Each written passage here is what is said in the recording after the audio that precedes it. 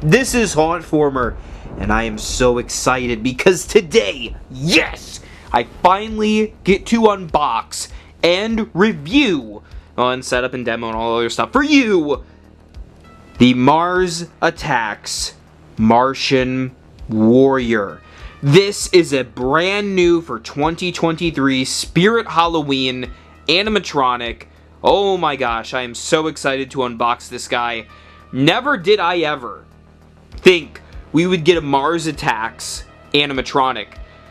Especially one that's based on the original Topps trading cards from 1962, if you can believe it. Yes, this is not based on the Tim Burton film. Although I don't hate the film, it's definitely not super horrific, not like those cards.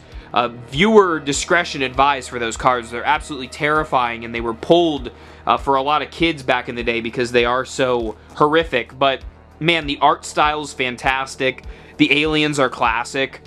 I cannot wait to get this guy out of the packaging to show you the Martian. Let's do it. I guess before we get to the actual animatronic, I want to point out that while I'm not like a box junkie, I have to go on record and say that this may be one of the coolest boxes for any prop. The artwork is really superb, and I love the color of it. For a licensed character, the licensed props always have the cool boxes, but this one might take the earth. Or the cake. So I remember Mars Attacks when I was a bit younger. I got into the comic books. Of course, I was a pretty big comic fan, and I always liked the sci-fi and horror ones, and Mars Attacks checked both of those boxes, of course. The movie, I remember liking okay. It's still not a favorite of mine, which is weird, because it isn't quite scary enough for my liking, and it plays the aliens a little too... Oh, I didn't get the sides. A little too silly. The movie is essentially a comedic version of War of the Worlds. If you've never heard of that or watched it, I highly recommend the 50s movie, War of the Worlds. Gonna open this up. On top of that, the Martians themselves from the cards are actually based upon an early comic book from like the 40s called like Eerie Tales or Tales from the Weird or something like that. They had a lot of books like that. I'm gonna guess that this is probably the head. Let me see if I can confirm that. Yeah, so Mars Attacks was a big deal back in its day, and it never quite left. In the... Let's see if I can get that better. In the 80s, there was a quote-unquote sequel made, Dinosaurs Attack, which is also really fun and campy. Seeing this thing in the stores is one thing, but when you get it into your house and in your room, you really start to see how big this stuff is. And I also realize this will be a difficult video because of that glare with my filming light, so I'm going to do the best I can to show you this guy. Here is the head. Absolutely incredible. The detail is great. This is a foam-filled latex, I believe, head. You can see how big it is compared to my hand. You have the little, like, diode thing, the metallic disc in each side of his head. Kind of like the Frankenstein monster, almost. The little frills of his mouth. The Martians always had this kind of skeletal look to them, almost, with the giant cranium, which was a very popular look for aliens back in the 50s and 60s. This is really cool. I love the coloring on it. Of course, that vibrant, bright green is so epic. Of course, like my favorite color. But that's it. And then, if I move this to the side, I'm going to show you briefly, although it still has the wrap on it. This is the dome. This is the space helmet. And yeah, that is awesome too. This is ginormous. But I need to take this wrapping off carefully, so I'm going to do that right now. You know, considering how large and expensive this guy is, the setup seems pretty straightforward. He only has one motor, and then that gun mist is kind of the effect. I'll kind of get into later the price. I think is a little bit of an issue for what it does, but they got me. I had to get this guy. I had to. Also in the box, it looks like we have the leg pulls here. Gonna set those off to the side. I see the mystery box with hopefully our beloved adapter inside, and a nice big piece of cardboard. I also am seeing his clothing. I'm gonna attempt to get this, and I also see his backpack, I guess, his back mechanism, or his blaster pack. Maybe that's a better word for it. So once I got all that taken out, you can see the clothing. It's like the legs and kind of the bottom of his outfit. Then you have his arms, and then the base of the helmet, and then that backpack accessory too. Lots of cool stuff to put together, you guys. I love the coloring. This like almost tealish color of the clothes. Looks very retro. Check out that blaster gun in the arm. Again, the arm is really filled nicely, and that glove looks great. You just can't beat the throwback sci-fi horror laser gun, ray gun. Oh, I do see the plug in there, and it looks like, if I'm not mistaken, it's like right around the top here where you actually fill it up. Somewhere right here, which is, yeah, right there. You fill that, and then, I must have undid it. I'll fix it. I absolutely love this backpack, but Spirit, well, it's not Spirit, but the designers. Come here, I gotta tell you something. Don't put the sticker on the thing that gets seen. You could put it on this side, but like, that's the display part, and it leaves the sticker. I mean, okay, first world problems. Seriously, I'm talking about a Martian's backpack sticker, but still, it'd be nice to not have the sticker residue on there, just saying. Yes, I know, I'm wearing the, whoa! Didn't mean to step on your foot, Martin. I am wearing my Texas Chainsaw shirt. I wore my Alien shirt at Flagship because you gotta respect the aliens. You know, I get it. I get why the aliens aren't as prominent. It's like THD. It's like a lot of these weird things. They're just harder to decorate with, especially if you're decorating with kind of this standard Halloween stuff that we get every year, the pumpkins and the witches, and you know, an alien. Oh, I'm putting it in the wrong spot.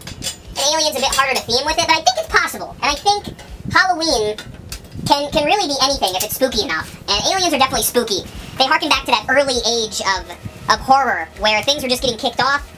As soon as Roswell happened, this is made really well. A lot of people got interested in aliens and kind of life beyond Earth.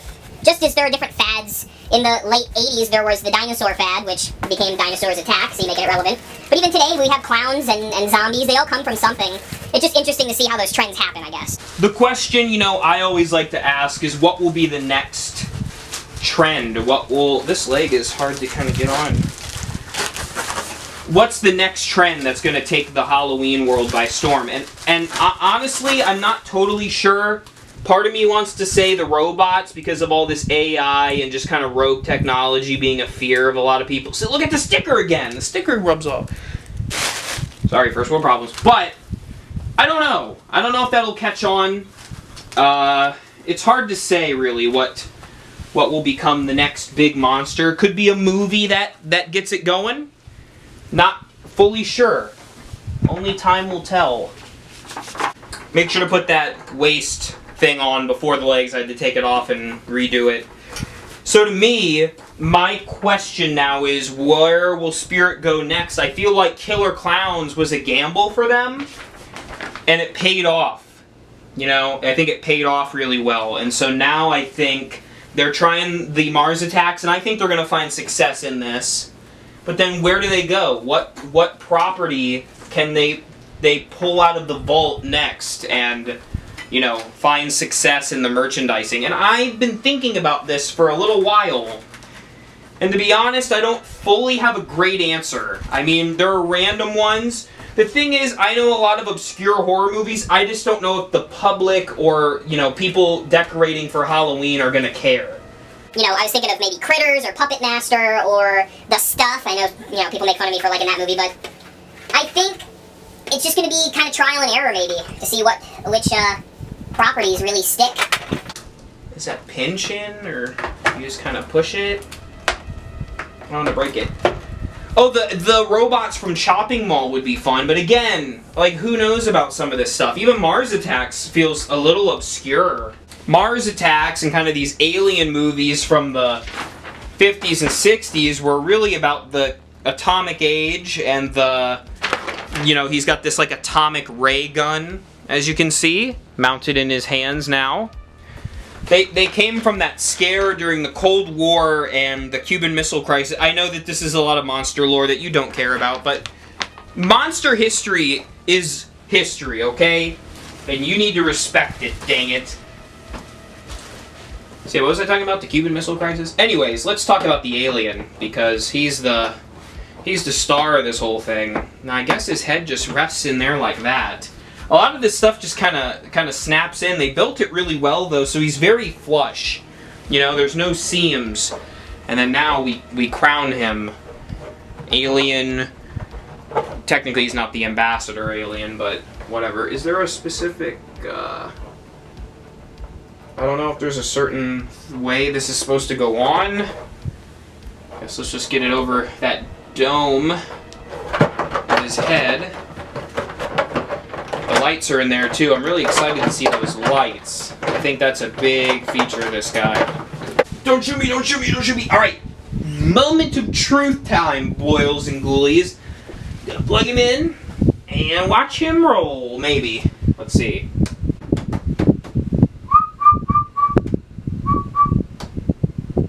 I look like an alien, don't I? Oh, there we go. What the... Oh, look, he's shooting this! They pre-watered him? Oh my gosh. Check that out. That mist is such a neat feature. That is so cool in the blue light right there. Let's see what happens if I turn the lights off. Whoa, look at that. Wow. And look at that. The gun. I do notice that the motor is a little louder at my house as opposed to like at flagship, obviously, because I couldn't hear my own thoughts, but when the music's going, it is so cool. And look at those nice like LED lights in his helmet. When the lights are off, baby, all bets for the human race are off too.